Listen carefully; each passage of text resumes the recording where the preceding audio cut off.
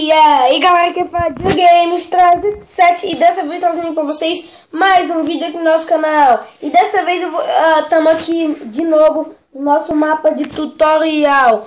Hoje eu vou ensinar pra vocês a como você fazer uma árvore que explode com TNT. Pra você trollar seu amigo, inimigo, tanto faz. Vou demonstrar aqui, ó.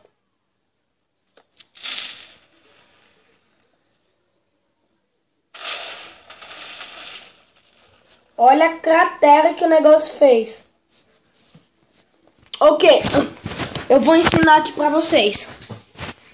Você vai embaixo, você cava um buraco, né? 2 de profundidade e 2 de largura.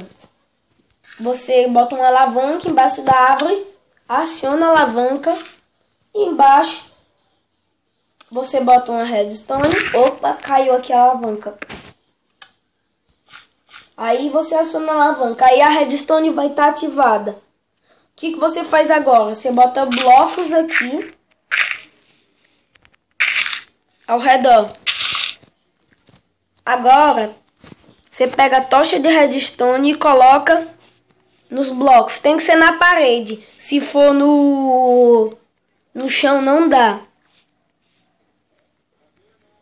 E você coloca as TNTs. Você não pode colocar aqui no meio, porque senão aciona a TNT e vai explodir seu sistema. E você vai ficar muito zangado. Com certeza isso aconteceu. Vamos lá?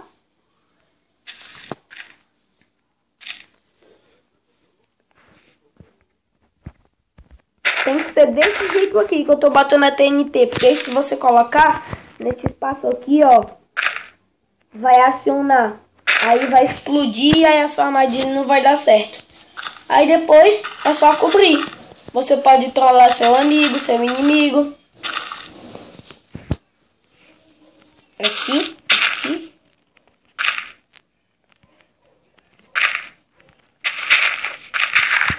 Aí o seu amigo vai lá, né?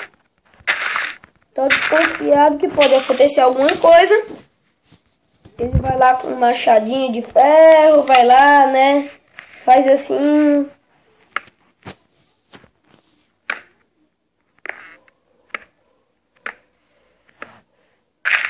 Aí quando ele for pegar o de baixo,